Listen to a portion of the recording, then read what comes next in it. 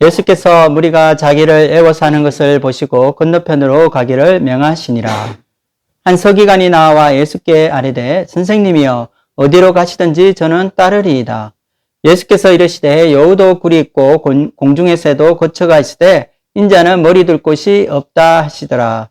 제자 중에 또 한 사람이 이르되 주여 내가 먼저 가서 내 아버지를 장사하게 허락하옵소서.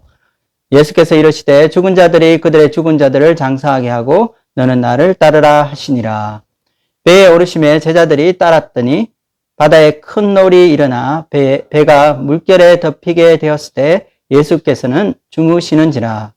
그 제자들이 나와 깨우며 이르되 주여 구원하소서 우리가 죽겠나이다.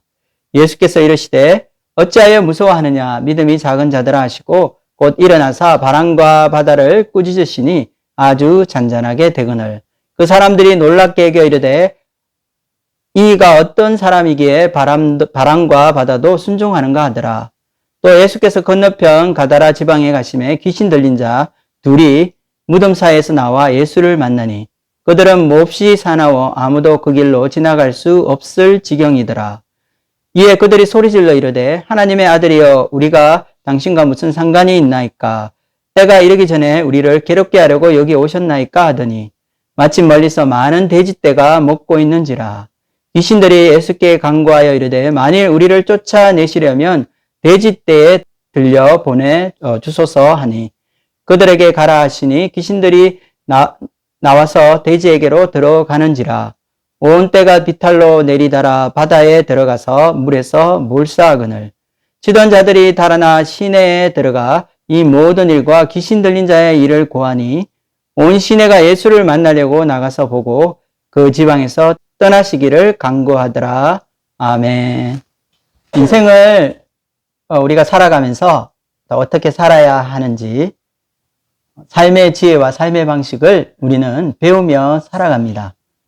이 말은 우리가 누군가의 제자로 살아가고 있다는 것을 말해줍니다. 아주 어릴 때는 부모님을 따르면서 어떻게 우리가 살아야 하는지 배웁니다. 걸음마를 배우고 말하는 것을 배우고 또 부모를 따라합니다. 어릴 적 우리 아이들을 제가 생각해 보면 아이들은 부모의 말투나 행동까지도 흉내 내려고 하는 것을 보게 됩니다. 가끔 쓰는 서투른 한국말 속에 구수한 경상도 사투리가 나오는 것을 보면 황당하기도 하고 우습기도 합니다. 그리고 좀 더 자라면 우리 아이들은 학교에서 선생님들에게 배우고 또 친구에게 배우고 또 마음의 롤 모델로부터 배우게 되는 것입니다. 이처럼 이 제자라는 것은 스승을 통해 인생을 배우고 그 삶을 따라가는 사람을 말합니다. 마가복음 3장에 보면 예수님께서는 12제자를 부르시고 세우시면서 제자가 무엇인지 그 정의에 대해서 잘 말해주고 있습니다. 마가복음 3장 14절 말씀을 함께 읽도록 하겠습니다. 이에 12를 세우셨으니 이는 자기와 함께 있게 하시고 또 보내사 전도도 하며 자기와 함께 있게 하시고. 마가복음 3장에서 보여주는 이 제자의 의미는 예수님과 함께 있는 것을 말합니다. 이것은 제자가 되기 위한 가장 중요한 요소를 보여주고 있습니다. 우리에게 예수님을 따른다는 의미가 무엇인지 정확하게 말해주고 있는 것입니다. 예수님과 함께 있는 자가 바로 예수님의 제자입니다. 이와 같이 이 제자라는 것은 예수님과 동행하며 예수님의 삶을 배우고 그분처럼 닮아가는 것입니다. 1세기 당시 유대 사회에서 이 제자라는 것은 이 스승의 가르침만 받는 것이 아니었습니다. 스승과 이 24시간 늘 함께 하면서 이 스승의 교훈과 이 가르침뿐 아니라 그의 삶과 인격까지 함께 배우는 사람이었습니다. 내가 주님의 제자인지 묻는 질문들이 있습니다. 큐티는 제대로 하고 있는지, 기도 생활은 잘하는지, 또 나의 물질을 하나님의 나라를 위해 쓰고 있는지 우리는 물어볼 수 있습니다. 혹은 매주 신실하게 주일 성수를 빠뜨리지 않고 또 예배에 헌신하고 있는지 우리는 이런 질문들을 할 수 있을 것입니다. 그러나 자신에게 우리는 이런 질문을 해보았으면 좋겠습니다. 나는 예수님과 함께 하고 싶어 하는지, 그리고 내 마음속 깊은 곳에 그분과 동행하며 또 그분과 함께하는 시간을 사모하고 즐거워하는지, 만약 나의 삶의 모든 시간을 주님과 함께하기를 원하고 또 함께 동행하는 사람이 있다면 그는 예수님의 진정한 제자일 것입니다. 어떤 때 우리는 하나님께서 나와 함께 하신다는 것이 불편할 때가 있습니다. 주님, 제가 잠시 제만의 시간을 가지고 싶습니다. 저를 좀 내버려 두세요. 우리 마음에서 이런 외침이 들릴 때가 있습니다. 가끔씩 우리는 하나님 보시기에 부끄러운 일을 하고 있을 때가 있습니다. 완벽하지 않은 부족한 우리 제자의 삶에서 주님이 나와 함께 하신다는 것이 큰 부담으로 다가오게 될 때가 있는 것입니다. 우리는 신앙생활 하면서 자신의 이 잘못과 죄에 대해서 회개할 수 있습니다. 여러분, 이 제자의 삶에서 회개란 무엇일까요? 그것은 내가 잘못한 것을 발견하고 뉘우치는 것이라 말할 수 있을 것입니다. 그러나 진정한 회개는 잘못하고 죄를 지었다는 이 죄책감이나 이 죄의식을 느끼는 것이 아닙니다. 나로 인해 아파하실 주님의 마음을 느끼는 것입니다. 내가 잠시라도 마음에서 하나님을 잊어버리고 그분을 떠나 있었다는 것에 대해서 슬퍼하고 안타까워하는 것이 바로 회개인 것입니다. 여러분은 예수님과 함께하는 제자의 삶을 살고 있습니까? 예수님의 제자로서 우리는 어떤 삶을 살아야 할까요? 이것을 위해 우리의 스승이신 예수님께서는 어떤 삶을 사셨는지 우리가 살펴본다면 그 해답을 얻을 수 있을 것 같습니다. 예수님은 이 하나님 나라를 위해 헌신하고 섬기며 수고하는 그 삶을 사셨습니다. 예수님께서는 지치지 않는 열정으로 수많은 병자들을 고치시고 기쁨으로 사람들을 만나 주셨습니다. 그들을 사랑하고 돌보는 삶을 사신 것입니다. 또한 누가복음 10장 21절에 보면 예수님께서 성령 안에서 기뻐하는 모습을 볼 수 있습니다. 인자하시고 사랑이 많으신 주님께서 이 70명의 제자들의 이 전도 여행 보고를 들으시고 그 열매를 보시며 기뻐하셨습니다. 이처럼 제자의 삶에는 헌신과 땀과 수고와 사랑의 섬김이 필요합니다. 또한 주님 안에서 감사하고 열매 맺는 기쁨이 있을 것입니다. 세상에서 얻지 못하는 평강을 누리는 이 삶이 바로 제자의 삶이라고 할 수 있습니다. 오늘 말씀을 통해 우리는 이 제자의 삶에서의 이 양면성을 살펴볼 수 있습니다.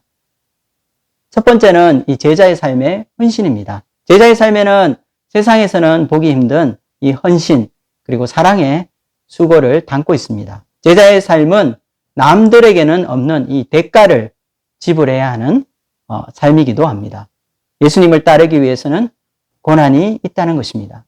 하지만 제자의 삶에는 또한 남들이 누리지 못하는 바로 은혜와 특권도 있는 것입니다. 하나님 나라의 기쁨이 있습니다. 하나님이 주시는 특별한 은총이 따르는 삶이 될 것입니다. 이처럼 예수님을 우리가 따를 때 우리가 누리게 되는 기쁨과 평안은 세상에서 얻지 못하는 바로 천국 백성의 행복이라고 할 수 있습니다.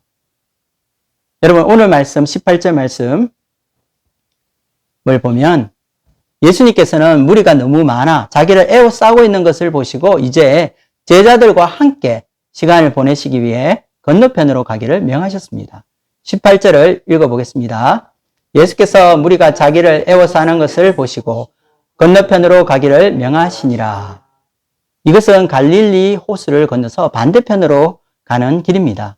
이때 한 서기관이 나와 제자가 되게 해달라고 예수님께 간청하였습니다. 19절 말씀을 함께 읽어보겠습니다. 한 서기관이 나와 예수께 아뢰되 선생님이여 어디로 가시든지 저는 따르리이다.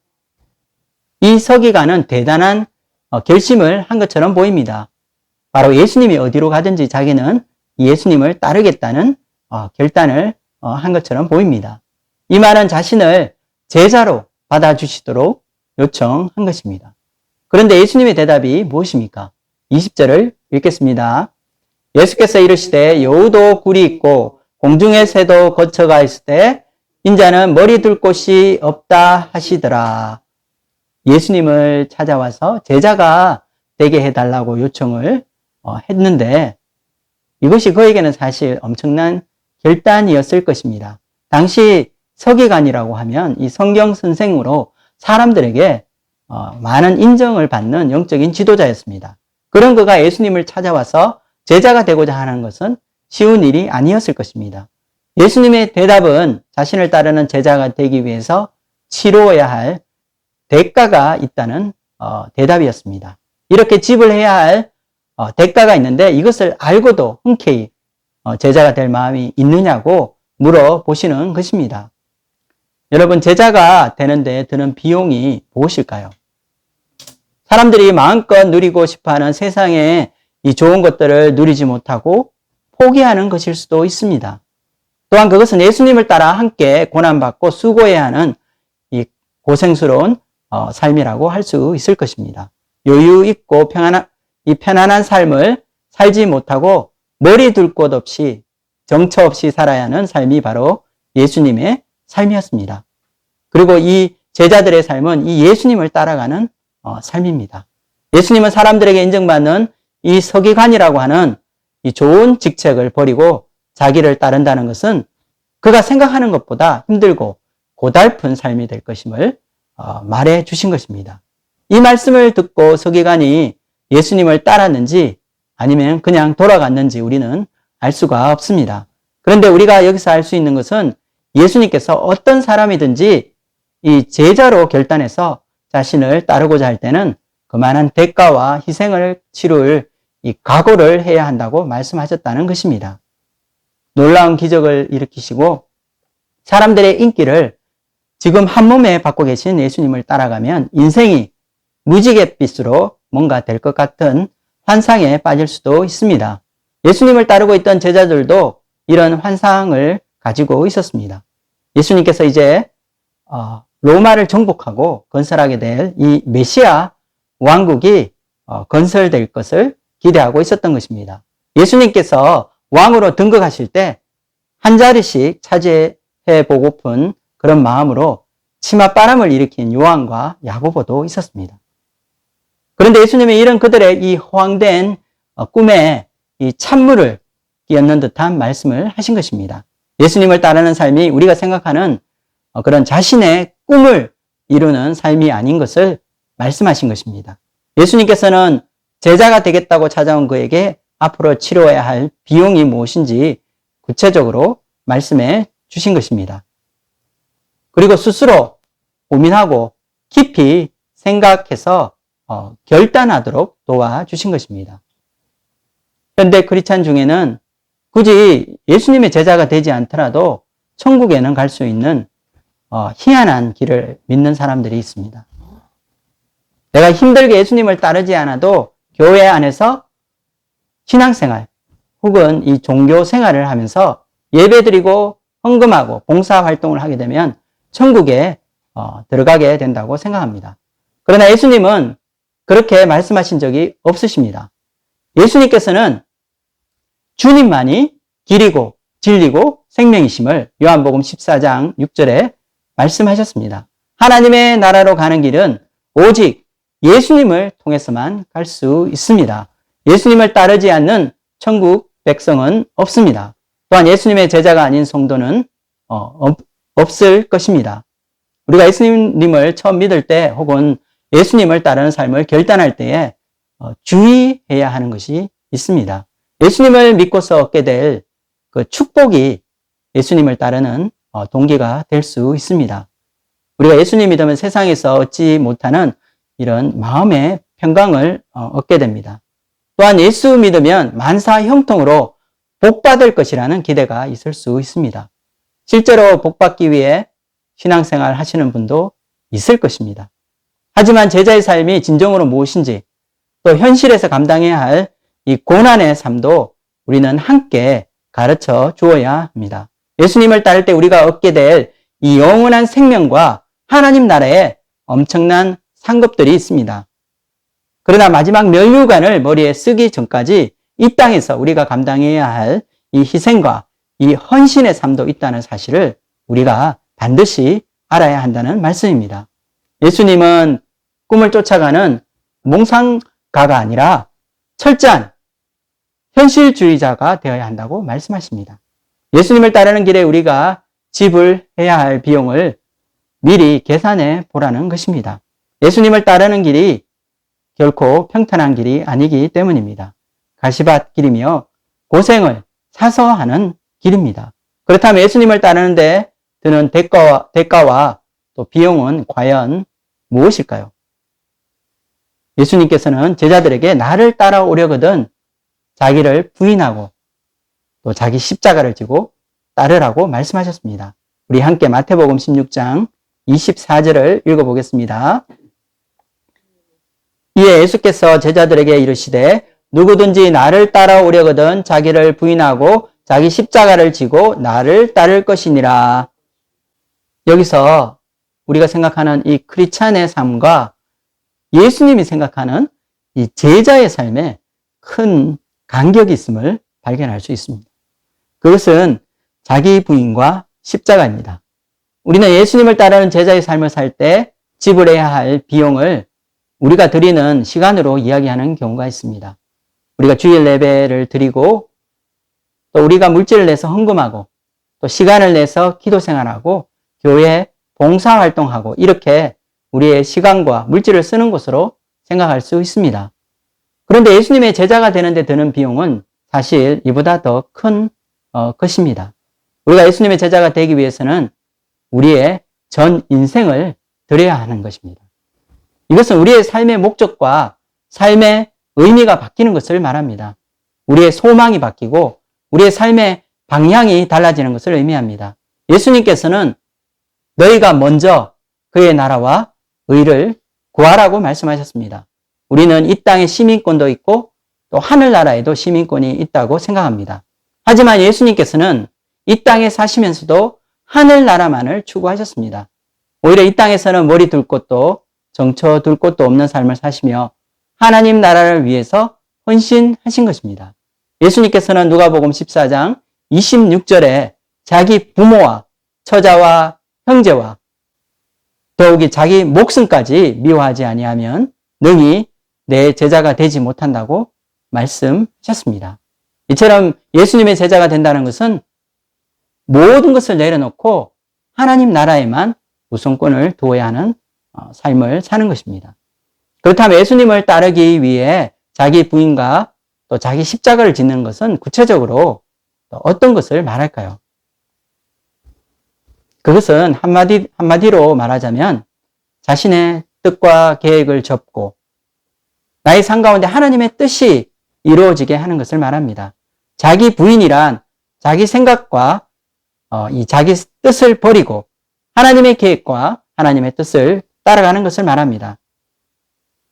나의 자아가 부서져서 고운 가루가 되는 것을 말합니다. 이것을 위해 자아가 깨어지고 부서지는 그런 아픔을 겪게 될지도 모릅니다. 내가 원하는 삶이 아니라 예수님이 원하는 삶을 살아야 합니다. 내 인생의 절대적인 이 하나님의 주권을 인정하는 것이 바로 제자의 삶입니다. 우리는 제자의 삶을 산다고 하면서 자신의 꿈이 이루어지기를 바랍니다. 자신의 계획대로 인생이 풀리기를 소원할 때가 많다는 것입니다. 자신의 생각과 하나님의 생각이 부딪히게 되고 또 자신의 계획과 하나님의 계획이 서로 맞지 않을 때가 찾아옵니다. 신앙생활을 하고 믿음의 삶을 살다가 우리가 어려움과 고난을 당할 때에 우리는 이 주님의 생각이 바로 나의 생각과 다르다는 사실을 깨닫게 되는 것입니다. 내가 원하는 삶의 길은 열리지 않고 오히려 실패하고 좌절하게 될 때가 있는 것입니다. 세상에서 누리고 싶은 것이 있는데 하나님이 주시지 않을 때가 있습니다. 우리가 만나는 현실의 삶에서 자기의 뜻과 또 자기 계획을 부인하고 하나님의 주권과 하나님의 계획을 발견해 나가는 것이 바로 제자의 삶입니다. 저의 삶을 한번 돌아보고 생각해 봐도 예수님 믿고 주님을 따르는 삶이 결코 쉽지 않았습니다. 먼저 제가 대학 시절 불신자 가정에서 예수님 믿겠다고 했을 때 아버지의 핍박이 시작되었습니다. 5대 장손 집안에서 제사를 드리지 않는다고 하니까 난리가 난 것입니다. 그 후로도 저의 삶은 평탄하지 않았습니다. 무엇보다 나의 삶에서 내 뜻대로 된 것이 없다고 할 정도로 하나님의 뜻은 나의 뜻과 달랐습니다. 나에게 있어 예수님 믿고 살아가는 삶에서 가장 힘든 것은 복음을 전하고 힘든 사역을 감당하는 것이 아니었습니다. 우리가 생각하기에 이 평탄한 삶이라는 것이 경제적으로 편한 그런 삶이라고 될 수도 있겠지만 평탄하지 않는 삶이란 내 뜻과 맞지 않는 삶이라고도 할 수 있습니다. 나에게 있어 예수님 믿고 살아가는 삶에서 가장 힘든 것은 바로 하나님과 동행하기 위해 하나님과 뜻을 합하는 것이었습니다. 현실에서 하나님의 뜻을 받아들이고 하나님 앞에 엎드려지는 것입니다. 여기서 자기 부인이라는 것은 자아가 깨어지는 아픔을 말합니다. 이처럼 자기 부인해야 하는 삶은 내가 없어지는 것처럼 느껴질 때가 있습니다. 나의 무능함, 나의 무력함을 뼈저리게 깨닫고 하나님만을 의지하는 삶을 배우게 되는 것입니다. 자아가 무너지고 산산이 부서져 하나님의 뜻만이 남는 것입니다. 하나님이 인도하시는 길이 때로는 사망의 골짜기로 가는 길일 수도 있습니다. 이렇게 슬픔의 골짜기, 어둠의 골짜기, 눈물의 골짜기를 지나갈 때에 자신의 꿈이 무너지고 또 자신의 자존감이 상처를 입을 때가 있습니다. 인생의 밑바닥까지 떨어져 주님, 나는 아무것도 아닙니다. 이렇게 고백할 때가 있다는 것입니다. 나 자신을 믿고 신뢰하는 삶에서 하나님 한 분만 의지하는 삶으로 바뀌게 됩니다. 자기 확신이 깨어지고 내가 무너져서 자신에게는 의지할 때가 하나도 없음을 철저히 배워가는 시간인 것입니다. 이처럼 내가 산산이 부서지는 이런 경험들을 통해 하나님만을 신뢰하는 믿음을 배워서 나가는 것이 바로 우리는 제자의 삶이라고 말할 수 있을 것입니다. 예수님을 따르는 제자 중에 한 사람이 예수님께 이 아버지 장사를 하게 허락해 달라고 부탁을 해왔습니다. 21절 말씀을 또 함께 읽도록 하겠습니다. 제자 중에 또 한 사람이 이르되 주여 내가 먼저 가서 내 아버지를 장사하게 허락하옵소서. 그런데 예수님의 대답이 뜻밖이었습니다. 22절을 읽겠습니다. 예수께서 이르시되 죽은 자들이 그들의 죽은 자를 장사하게 하고 너는 나를 따르라 하시니라. 이것을 보면서 이 제자의 삶을 살려면 우리가 부모님 장사 지내는 것도 못하게 될까?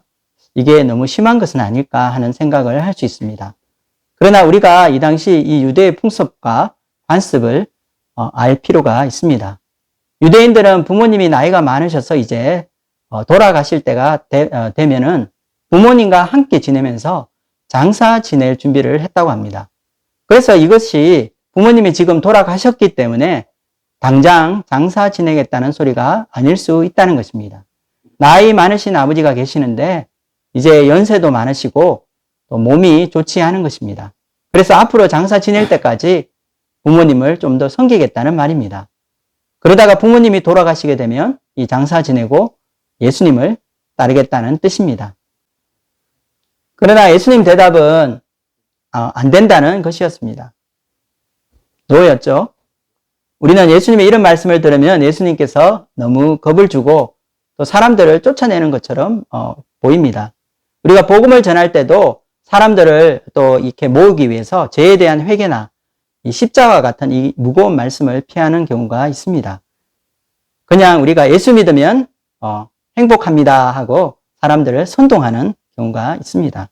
그러나 예수님은 이 제자의 삶의 현실적인 이 어려움을 감추시지 않으시고 솔직하게 보여주셨습니다.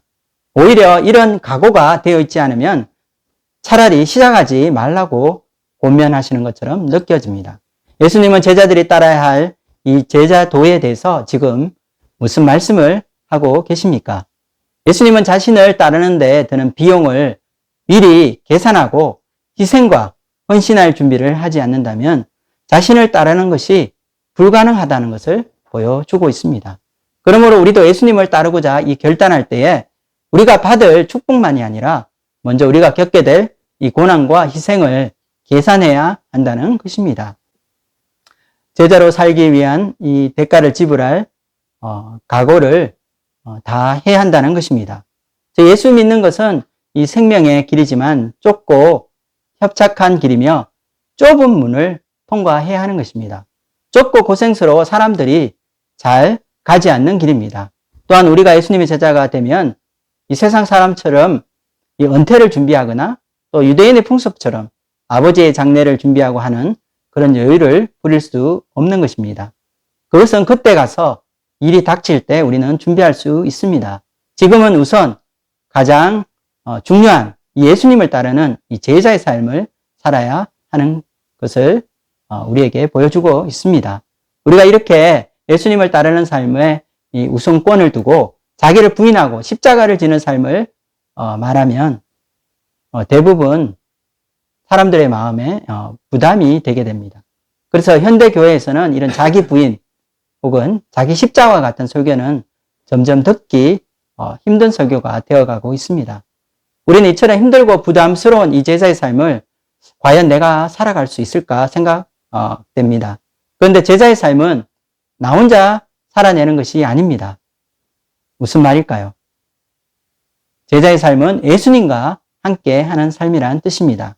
혼자 하면 할 수 없지만 주님이 함께 하시면 할 수 있는 것입니다. 예수님께서는 이 제자의 삶이 이 멍에를 매는 삶과 같이 힘들지만 주님과 함께 그 멍에를 매기 때문에 쉽고 또 가볍다고 말씀하셨습니다. 마태복음 11장 28절에서 30절 말씀을 제가 읽어보겠습니다. 수고하고 무거운 짐진 자들아 다 내게로 오라. 내가 너희를 쉬게 하리라. 나는 마음이 온유하고 겸손하니 나의 멍에를 메고 내게 배우라. 그리하면 너희 마음이 쉼을 얻으리니 이는 내 멍에는 쉽고 내 짐은 가벼움이니라 하시니라. 우리가 제자로 살게 되면 무거운 짐을 지는 삶이라고 생각하기 쉽습니다. 제자 훈련, 영성 훈련 이런 말들이 우리에게 큰 짐으로 다가옵니다. 그러나 예수님은 오히려 주님의 멍에를 메는 것이 쉽고 가볍다고 말씀하십니다. 마음에 쉼을 얻는다고 하십니다. 이것은 예수님이 주시는 이 멍에를 매든 아니면 우리가 세상의 멍에를 매든 우리의 삶이 멍에를 매는 삶임을 보여주는 것입니다. 한평생 우리 인생은 험난하고 문제 많은 인생을 살게 될 것입니다. 이처럼 우리는 인생의 멍에를 메고 살아갑니다. 삶의 무게가 만만치 않는 그런 참 우리 어깨를 또 짓누르는 그런 인생입니다. 먹고 살아야 하는 현실 문제, 이 생계 문제를 해결해야 합니다. 가정에서는 자녀를 키우면서 정말 많은 수고와 희생을 하게 됩니다. 건강 문제, 직장 문제가 있습니다. 사회생활 하면서 또 힘든 직장 이 상사가 있고 또 동료 간의 경쟁이 있습니다. 사람과의 관계성 문제 때문에 피곤하고 우리를 지치게 만듭니다. 그렇다면 은퇴하면 우리가 편할까요? 은퇴 후 노년에는 외로움과 고독, 삶의 허무가 찾아옵니다. 노후 생활에 보장이 없습니다. 그리고 경제 위기가 찾아올 수도 있는 것입니다. 이처럼 한평생 수많은 멍에를 메고 사는 것이 우리의 인생입니다. 예수님께서는 이처럼 인생에서 수고하고 무거운 짐진 자들을 초청하고 계십니다. 예수님과 함께하는 이 제자의 삶은 바로 우리에게 영혼과 이 삶의 안식 그리고 이 영혼의 쉼을 제공하기 때문입니다. 우리가 예수님과 동행하게 되면 세상의 무거운 멍에를 내려놓게 됩니다. 무거운 죄의 짐, 인생의 짐을 주님 앞에 내려놓고 우리는 자유하게 됩니다. 예수님께서 우리의 이 무거운 삶의 멍에를 대신 져주시고 또 우리는 주님의 멍에를 매게 될 것입니다. 그런데 예수님이 주시는 멍에는 쉽고 가볍습니다. 왜냐하면 주님께서 우리 고달픈 우리 제자의 삶에 함께 하시기 때문입니다. 주님과 함께하는 이 멍에는 기쁨과 감사함으로 질 수 있는 것입니다. 우리가 제자의 삶을 살면서 자기 부인하고 십자가를 지는 것은 때로는 내가 없어지고 또 자신이 깨어지는 아픔을 겪는 일일 수도 있지만 오히려 하나님 안에서 진정한 자유를 누리는 것일 수도 있습니다. 바로 제약되고 모순된 옛사람이 죽게 되기 때문입니다. 하나님의 형상으로 회복된 새 사람이 다시 살기 때문입니다. 이런 과정을 통해 나에 대한 이 절대적인 신뢰가 깨어지게 되며 하나님 한 분만 의지하는 이런 순수한 믿음을 배우게 될 것입니다. 어떠한 환경과 이 형편에 따라서 우리 믿음이 달라지는 것이 아니라 이 환경과 형편이 나쁠지라도 우리가 하나님을 바라보고 또 믿음으로 살아가는 그 믿음을 배우게 될 것입니다. 상황이 거꾸로 가고 어려워질지라도 하나님은 나에게 가장 좋은 것을 주시는 분이심을 믿게 될 것입니다. 나의 계획보다 하나님의 계획이 낫고 또한 더 좋은 것임을 우리 마음 깊은 곳에 진심으로 알게 되는 것입니다. 예수님의 제자의 삶을 통해 하나님이 우리에게 주시고자 하는 이 변화의 삶, 또 거룩한 성화의 삶을 우리는 경험하게 될 것입니다. 그런데 제자의 삶에는 이와 같이 희생과 대가만이 있는 것은 아닙니다. 제자의 삶은 남들이 누리지 못하는 놀라운 은혜와 특권이 있습니다. 그것은 예수님을 가까이 모심으로 얻게 되는 영적인 축복입니다. 예수님의 제자는 바로 예수님을 따르는 자들입니다. 이렇게 예수님을 따르게 될 때 남들이 볼 수 없는 것을 보게 될 것입니다. 그리고 또한 남들이 맛보지 못한 이 영적인 축복들을 우리는 보고 누리게 될 것입니다. 이제 예수님과 제자들은 몰려드는 무리를 피해 이 갈릴리 바다 건너편으로 가게 되었습니다. 이때 예수님께서는 너무 피곤하셔서 배 안에서 주무시고 이렇게 고물에서 주무시고 계셨습니다. 갑자기 일어난 폭풍으로 엄청난 파도가 일어나 배가 물에 잠기게 되었습니다. 풍랑으로 당장이라도 배가 뒤집힐 것 같이 아주 위험한 상황에 처하게 된 것입니다. 23절과 24절을 읽겠습니다. 배에 오르심에 제자들이 따랐더니 바다에 큰 놀이 일어나 배가 물결에 덮이게 되었을 때 예수께서는 주무시는지라. 우리가 어려움을 만나고 인생의 풍랑을 만나면 제일 먼저 우리는 무엇을 합니까? 우리는 아마 우리가 가지고 있는 이 수단, 이 방법을 다 동원해서 그 문제를 해결하려고 노력할 것입니다. 우리가 가진 지혜와 우리의 힘으로 그 문제를 해결해 보고자 할 것입니다.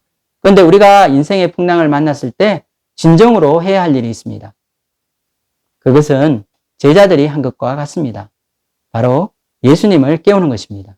25절을 제가 읽겠습니다. 그 제자들이 나와 깨우며 이르되 주여 구원하소서 우리가 죽겠나이다. 예수님을 깨운다는 것은 주무시고 있는 것 같은 내 안에 이 주님을 깨우는 것입니다. 함께 계시지만 잠잠하기만 한 것 같은 이 하나님을 찾고 부르짖는 것을 말합니다. 우리가 어려움 속에서 이 하나님의 부재를 경험할 때가 있습니다. 마치 하나님이 나와 함께 계시지 않는 것 같고 또 나 혼자 이 힘든 상황을 다 이겨나가야 하는 것 같습니다. 이때 우리는 주님께 부르짖어야 합니다. 제자들은 예수님을 깨우고 예수님께 부르짖었습니다. 이때 예수님의 반응은 어떠합니까?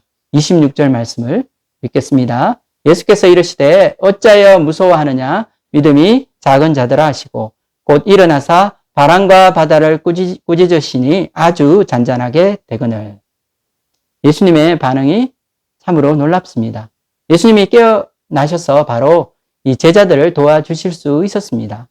하지만 먼저 예수님은 제자들의 믿음이 작은 것을 책망하셨습니다.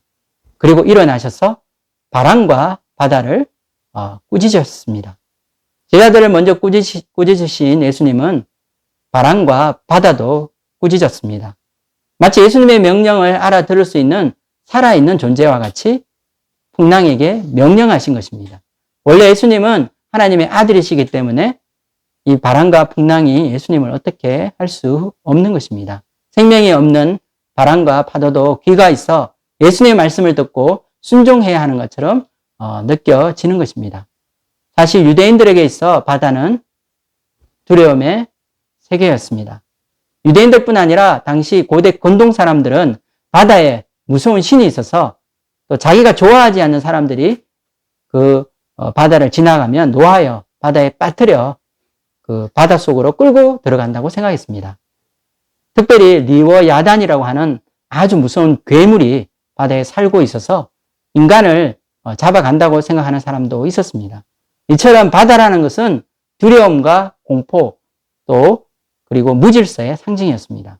그래서 구약의 시편들을 보면 하나님께서는 이 바다와 이 파도를 꾸짖으신다는 그런 말씀이 나옵니다. 하나님께서 무질서와 두려움의 대상을 꾸짖으시고 하나님의 백성을 인도하여 주십니다. 시편 107편 28절에서 30절을 함께 읽도록 하겠습니다.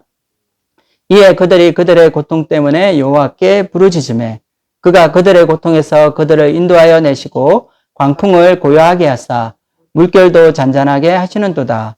그들이 평온함으로 말미암아 기뻐하는 중에 여호와께서 그들이 바라는 항구로 인도하시는도다. 사람들은 이 죽음의 공포와 이 무질서 속에서 고통으로 여호와 하나님께 부르짖습니다.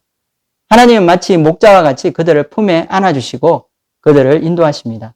하나님의 백성을 삼키려는 인생의 광풍과 이 바다 물결을 꾸짖으십니다. 그러면 광풍이 고요하게 되고 물결도 잔잔하게 되는 것입니다. 이와 같이 여호와 하나님은 그들을 평온함으로 안전한 항구로 인도해 주십니다. 시편 이 107편 말씀과 이 오늘 말씀을 우리가 함께 비교해 보면 그 나오는 배경이 너무나 닮아 있습니다. 이 말씀을 묵상해 보면 오늘 마태복음 8장에서 저자 마태가 무슨 말을 하고 있는지 우리는 짐작할 수 있습니다. 그가 말하는 것은 지금 배에서 곤히 주무시고 계신 예수님이 바로 구약에 나오는 그 여호와 하나님이시다라는 것입니다. 26절 곧 일어나사 바람과 바다를 꾸짖으시니 아주 잔잔하게 되거늘. 예수님이 어떤 분이신가에 대한 비밀이 이 오늘 말씀에 나옵니다. 예수님과 함께 배에 탄 제자들만 깨달을 수 있는 이 영적인 진리를 오늘 말씀이 보여주고 있는 것입니다. 27절을 읽겠습니다. 그 사람들이 놀랍게 여겨 이르되 이가 어떠한 사람이기에 바람과 바다도 순종하는가 하더라. 자연도 다스리고 바람도 제어하고 태풍마저도 멈추게 할 수 있는 분은 한 분밖에 없습니다. 그것은 바로 하나님이십니다. 제자들은 예수님 안에 있는 이 신성을 경험한 것입니다. 예수님과 늘 함께 있었지만 예수님이 누구신지 사실 제대로 알지 못할 수도 있습니다. 그러나 예수님과 함께한 이 고난과 역경의 시간이 오히려 축복의 시간이 되었습니다. 이들은 이제야 이 예수님 안에서 여호와 하나님의 신성을 발견한 것입니다. 예수님은 하나님이십니다. 우리가 제자로 사는 것이 가시밭 길과 같고 또 많은 희생과 이 대가를 지불해야 하는 것처럼 보이지만 예수님을 따르는 삶을 살아야 하는 이유가 바로 여기에 있습니다. 살아계신 하나님을 만나고 주님을 경험하는 일은 아무에게나 일어나지 않습니다. 하나님을 알고 그 아들 예수 그리스도를 아는 것은 영생의 삶의 시작을 의미합니다. 우리가 따르는 이 예수님은 바로 하늘과 이 땅의 권세를 가지신 하나님이십니다. 자, 우리가 사실은 우리의 인생을 책임질 수 있을 것 같지만 연약한 인간은 자신의 인생을 책임질 수 없습니다. 험한 세상 살아가면서 우리는 오늘 하루 무슨 일을 당할지 아무도 알 수 없기 때문입니다. 그런데 힘든 제자의 삶을 결단하고 예수님을 따르게 되면 예수님께서는 바로 우리의 삶을 책임지시고 인도하여 주십니다. 예수님은 넓은 우주보다 크고 또 위대하신 하나님이십니다. 예수님은 자연재해나 우리를 위협하는 수많은 재난이나 이 재앙보다 크십니다. 예수님은 코로나보다 크십니다. 예수님은 바람도 폭풍우도 꾸짖어 순종하게 만드시는 바로 창조주 하나님이십니다. 예수님이 우리를 인도하시고 보호하실 때 우리는 평안 가운데 가장 아름다운 인생을 살 수 있습니다. 예수님이 나의 인생을 설계하신 창조자이시기 때문입니다. 그렇기 때문에 이 예수님을 따라가는 삶이 비록 험하고 또 힘든 삶일지라도 가장 안전한 삶이라는 것을 우리가 기억해야 합니다. 영원한 생명이 보장된 축복된 삶입니다. 나를 지으시고 나를 가장 잘하시는 창조자 하나님께서 나를 보호하시고 완벽하게 인도해 주시기 때문입니다. 하나님 나라에 들어가기까지 나의 삶의 목자가 되어 주실 것입니다. 이 예수님은 우리가 의지하고 신뢰해야 할 미쁘시고 신실하신 하나님이십니다. 나의 가는 길을 푸른 초장으로 인도하시는 진정한 목자 되시는 주님을 찬양합니다. 예수님과 동행하고 함께하는 제자의 삶을 통해 이 예수님의 신성을 맛보고 이 창조주 하나님을 경험하기를 소원합니다. 아멘. 목자 되신 예수님이 주시는 평강과 은혜를 누리며 하나님을 체험하는 제자의 삶이 되기를 주님의 이름으로 축복합니다. 아멘. 우리 다음은 우리가 호러 무비, 이 공포 영화에나 나올 것 같은 그런 무시무시한 그런 이야기가 나옵니다. 바로 예수님이 건너편 이 가다라 지방에 가실 때에 무덤 사이에서 밤낮 자기 몸을 해하는 귀신 들린 자 2명과 만나게 되었습니다.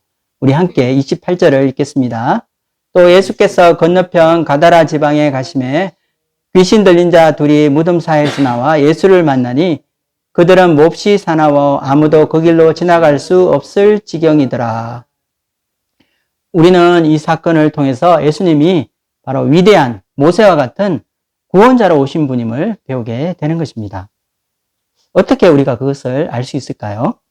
여기에 나오는 장면들을 잘 살펴보면 이 구약의 위대한 영웅이자 이스라엘 이 백성의 구원자 그리고 하나님의 위대한 종이었던 이 모세를 연상케 하는 상징들이 많이 나오는 것을 볼 수 있습니다.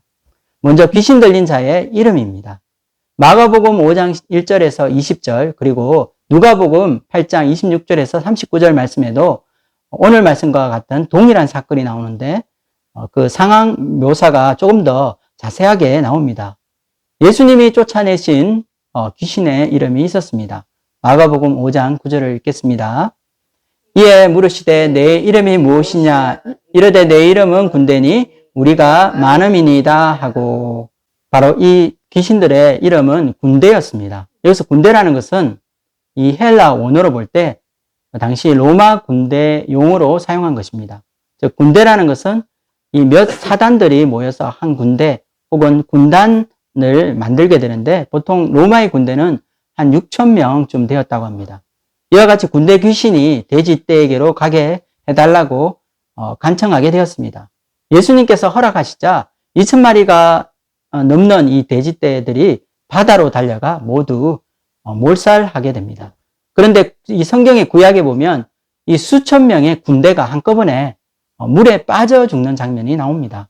바로 모세가 이스라엘 백성들과 함께 이 홍해를 건넌 후에 이집트 군대가 그들을 잡으려고 따라오다 모두 바다에 빠지는 사건입니다. 이처럼 예수님은 모세와 같이 이 사탄의 노예로 살며 고통받는 우리를 구원해 주시는 구원자이십니다. 이들 2명의 광에는 마귀가 들어 그 인격이 파괴되어 무덤에 살며 비참한 그런 인생을 살고 있습니다. 매일 자기 몸을 이렇게 돌로 해하며 또 자신이 사는 것이 아니라 이 마귀에게 인격이 사로잡혀서 노예와 같은 삶을 살고 있습니다. 사회와 공동체로부터 격리되어 무덤에서 괴로워 소리 지르며 살아야 하는 것입니다. 마치 이스라엘 백성이 이 이집트의 노예의 이 삶을 살며 인격이 무참히 밟히고 비참한 삶을 사는 것과 같습니다. 모세는 이런 노예 백성을 이집트에서 탈출시키고 자유와 이 해방을 선물로 준 이스라엘의 구원자입니다. 예수님의 제자로 살게 되면 이와 같이 한 사람의 영혼이 죄와 사망의 권세, 이 마귀의 권세에서 벗어나 영적인 출애굽을 경험하게 되는 것입니다. 그리고 일생 괴롭히던 그 마귀의 권세가 물속에 수장되는 것을 보게 되는 영적인 큰 승리를 경험하게 됩니다. 이제 더 이상 나를 괴롭히는 존재는 없습니다. 예수님의 제자의 삶에서 누리게 될 이 해방과 진리 안에서 얻게 될 진정한 자유와 기쁨을 함께 누리게 되는 것입니다. 우리가 좁은 길을 가며 헌신된 제자의 삶을 살아야 하는 이유가 여기에 있습니다. 우리 인생을 이렇게 올가매고 우리를 고통스럽게 만드는 이 영적인 권세가 있습니다. 바로 죄의 세력이 있다는 것입니다. 인생의 마지막에 사망으로 끌고 가는 엄청난 권세가 우리를 사로잡고 있습니다. 이 세력은 중력보다 무겁고 어떤 자연 법칙보다 강합니다. 아담의 후손으로 태어난 인간은 누구나 이 죄와 사망의 권세 아래 살다가 죽게 되어 있습니다. 그런데 예수님께서는 이 그라사 이 광인에 묶여있는 이 쇠사슬을 끊으시고 수많은 이 군대 귀신들을 쫓아내셨습니다. 예수님이 자유를 선포하시면 아무도 막을 자가 없습니다. 하나님의 아들이신 예수님이 우리를 자유케 하면 우리가 진정으로 자유하게 되는 것입니다. 우리를 죄와 사망의 권세에서 해방시켜 주실 수 있는 권능은 오직 주님께 있습니다. 또한 지금까지 나를 괴롭히고 있던 모든 그 인생의 무거운 짐들과 슬픔, 그리고 지금까지 나를 얽어매고 있던 죄의 사슬들이 끊어지고 사라지게 되는 것입니다. 우리를 그렇게 괴롭히고 참소하던 이 마귀 권세가 물속에 수장되는 영적인 출애굽의 역사를 체험하게 되는 것입니다. 예수님의 제자의 삶의 특권은 바로 이러한 구원의 역사를 체험하는 것입니다. 예수님을 따라가면 우리는 기적적인 이 개인의 구원의 역사를 체험하게 됩니다. 그리고 더 좋은 것은 우리가 공동체로 모여 주님을 섬길 때에 우리와 함께하는 우리 옆에 있는 이 형제 자매들의 이 영적인 출애굽과 구원의 역사도 동일하게 체험하게 된다는 것입니다. 교회 안에서 이루어지는 이 놀라운 영적 부흥이 바로 이것임을 우리에게 보여주고 있습니다. 이와 같이 부흥이라는 것은 교회 숫자가 많아지는 것이 아니라 바로 죄와 이 사망의 권세에 얽매여 있는 한 사람의 영혼이 억압과 압제에서 풀려나 진정한 자유를 얻는 것입니다. 진정한 구원의 기쁨을 누리게 되는 것입니다. 예수님은 이것을 위해서 우리를 제자로 불러주신 것입니다. 우리가 개인적으로 체험하는 이 영적인 출애굽의 역사, 그리고 공동체 안에서 함께 경험하는 이 구원의 역사는 참으로 소중한 경험들입니다. 예수님의 제자로 살아가는 진정한 축복은 죄에서 자유하게 되며 하나님 나라의 기쁨을, 이 평안을 함께 누리게 되는 것입니다.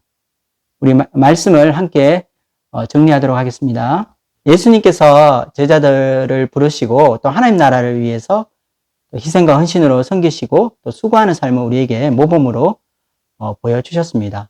이 제자의 삶은 예수님을 따라가고 그분의 삶을 흠모하고 배워 나가는 삶입니다. 우리가 살아가야 할 이 제자의 삶에도 사랑과 헌신이라는 것이 필요합니다. 좁은 길을 가며 또 자기를 부인하고 순종하는 믿음의 삶을 살아야 합니다. 그러나 우리가 제자의 삶을 살 수 있는 것은 예수님께서 우리와 함께 하시기 때문입니다. 힘든 인생의 멍에를 예수님께서 함께 져주시기 때문에 우리는 마음의 안식을 누리고 쉴 수 있습니다.